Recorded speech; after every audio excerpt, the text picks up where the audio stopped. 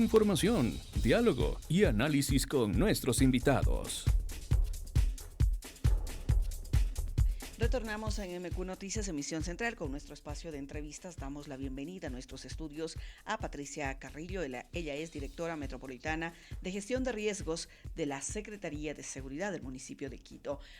Dialogamos, conocemos sobre este plan metropolitano de gestión de riesgos que ya cuenta la capital de los ecuatorianos. Patricia, un gusto, bienvenida. Buenas tardes, Betty Ontaneda les saluda. Este plan metropolitano de gestión de riesgos que ya se lo presentó en semanas atrás, contiene varios componentes y es necesario destacar precisamente la importancia de que la capital, de que la ciudad cuente con este plan metropolitano de gestión de riesgos. ¿Qué componentes lo comprenden? Buenas tardes, bienvenida. Gracias, Betty. Buenas tardes con todas, con todos. Y efectivamente, pues Quito, el Distrito Metropolitano de Quito, al ser la ciudad capital del país y más que todo al ser una ciudad multiamenaza.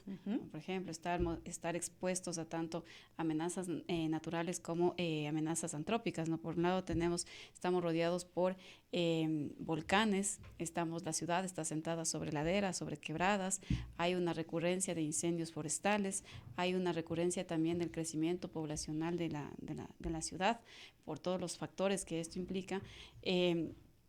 Ya es obligatorio, fue obligatorio, había unos intentos anteriormente en las administraciones anteriores de hacer un plan metropolitano por lo complejo y lo diverso que esto se necesita hacerlo.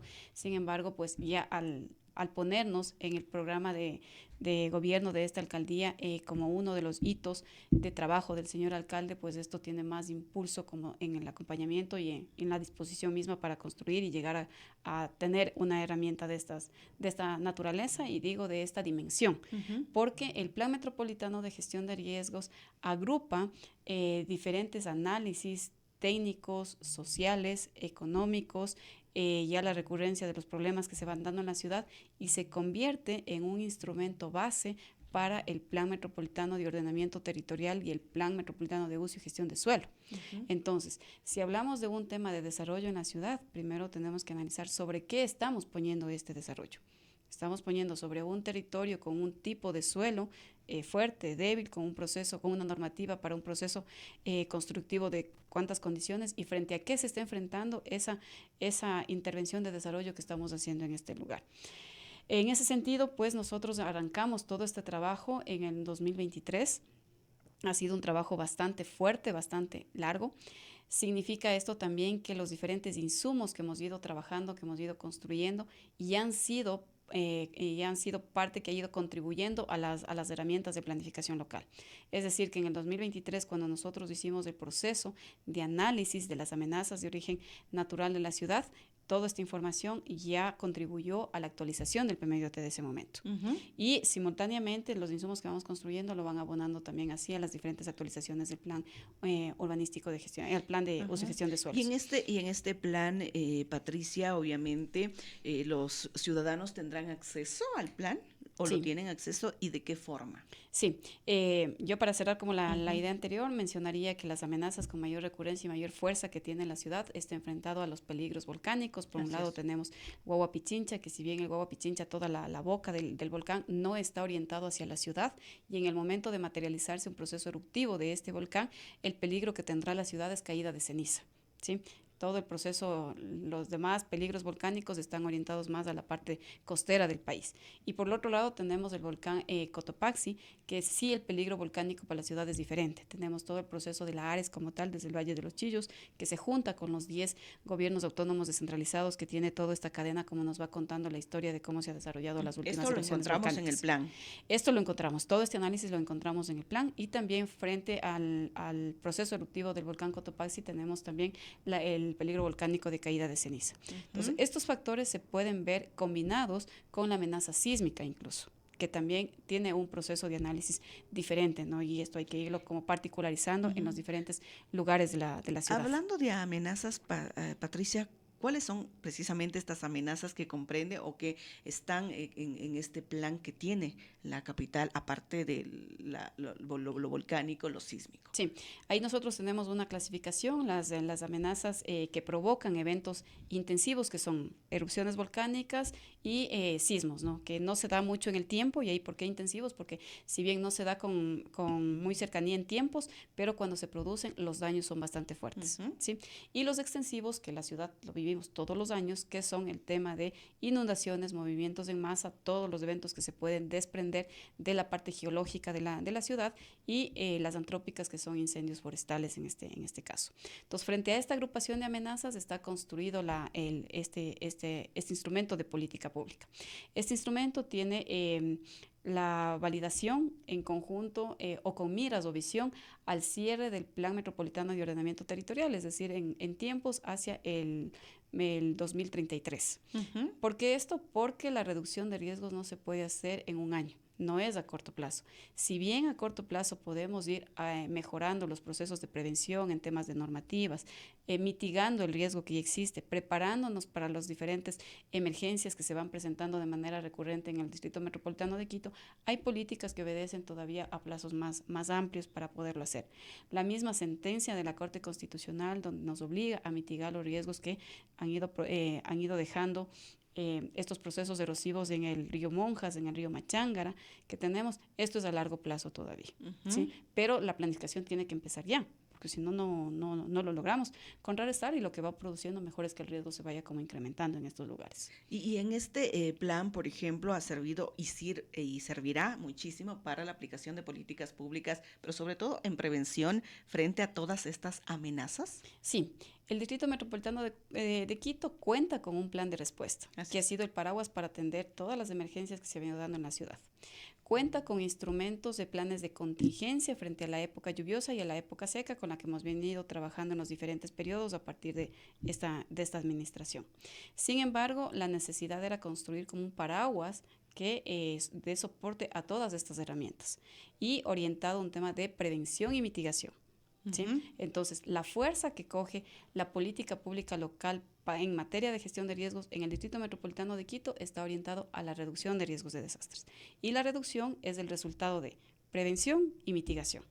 Prevengo que se cree riesgos futuros a través de normativa, a través de corrección en temas de ordenamiento territorial, a través de darles unos usos adecuados al suelo como tal, y corrijo o mitigo lo que ya existe. El resultado de prevención y mitigación me da una reducción de riesgos en el Distrito Metropolitano. Y también se identifica quizá los puntos, diría yo, en donde se podrían registrar este tipo de amenazas. ¿También hay esta identificación? Sí, nosotros para hacer este plan, como menciono, que es bastante fuerte técnicamente, bastante fuerte en comprender en el dinamismo de la ciudad y bastante fuerte en la integralidad del resto de materias que tiene la corporación municipal. Hemos hecho nosotros una creación de diferentes insumos con el apoyo de diferentes instancias, tanto locales, nacionales como internacionales. Entonces, para todo el proceso del análisis, del diagnóstico del plan, hemos tenido el soporte de la Oficina para la Reducción de Riesgos de Desastres de Naciones Unidas.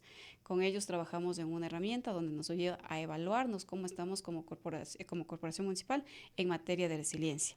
Y por el otro lado tenemos en este mismo diagnóstico el análisis que nos ayudaron a hacer desde los institutos técnicos científicos, desde el Instituto Geofísico, desde el Instituto de Investigación Geológica, desde la misma información que ya existe históricamente en las instituciones, con un análisis territorial. Y eso es lo importante y lo interesante de este plan cuando hablamos del análisis de riesgos. No viene únicamente de la teoría, nos hemos sentado a trabajar con las administraciones zonales, los equipos, con las vecinos de cada barrio, e hemos ido identificando los problemas recurrentes que tiene Quito, por un lado. Hemos contrarrestado con la base de datos que tiene el Centro de Operaciones de Emergencia, que tiene una muy buena data desde el 2011. Entonces, los problemas recurrentes es regresar a ver que algo está pasando y cuál es la casuística para tomar una decisión y poder solucionar de raíz, se podría decir, el problema hasta donde sea posible. ¿Sí? ¿Por qué se presenta ahí siempre inundaciones en el mismo sector? ¿Por qué se presentan movimientos de masa en el mismo sector? ¿Cuáles son los efectos que me lleva a que esto sea de manera recurrente y cuál es la solución que lo puedo tomar. Entonces va orientado a este análisis territorial. Tenemos identificados los problemas y los factores de vulnerabilidad por administración zonal, de las 10 administraciones zonales. Y sumado a algunos otros factores de análisis, tenemos priorizados 67 polígonos o 67 áreas en el Distrito Metropolitano de Quito, donde irán orientadas las acciones de prevención, mitigación y preparación para la respuesta. Por eso justamente coincide con el criterio de decirles esto es todavía a un largo plazo, considerando el término del cumplimiento del Plan de Desarrollo y Ordenamiento Territorial que tiene la ciudad. Y Patricia, como usted lo menciona, la construcción de este plan entonces fue, diría yo, una minga de todos los sectores, porque se requiere tanto la parte técnica, pero también la parte de los propios ciudadanos, que son los que viven a diario quizá estas amenazas. Totalmente de acuerdo, y ahí viene la segunda fase y el segundo soporte que tuvimos desde Cooperación Internacional, es que también para llegar a tener este plan, el factor de participación ciudadana fue muy clave en esto.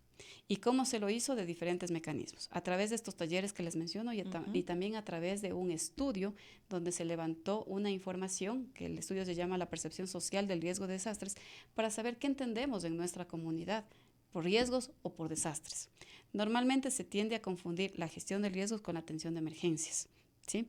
Y ahí tenemos, por ejemplo, ahí ya está marcada para nosotros la línea de trabajo comunitario, porque tenemos ciertas preocupaciones de que en algunos sectores, pese a que la recurrencia de eventos es a cada año, seguimos teniendo una ausencia de conocimiento o de sensibilización en nuestra comunidad sobre cómo prevenir ese riesgo. Y eso cómo se materializa es cuando vemos que en los lugares que siempre se inundan, vemos el incremento de viviendas en el sector. Entonces, ¿por qué lo hacemos esto? Por los factores subyacentes, factores económicos, factores de vulnerabilidad social que tienen y también un tema de desconocimiento, dónde estoy poniendo la inversión de mi vivienda y dónde estoy poniendo a mi familia a vivirlo como tal. Entonces, en función de todos estos hallazgos que se hizo el diagnóstico, se fue trazando toda la estructura de este instrumento para irlo trabajando. Y este plan ya está listo, ya se lo está aplicando con medidas a corto, mediano y largo plazo, como lo decía Patricia, pero también se lo irá actualizando quizá con algunos otros insumos.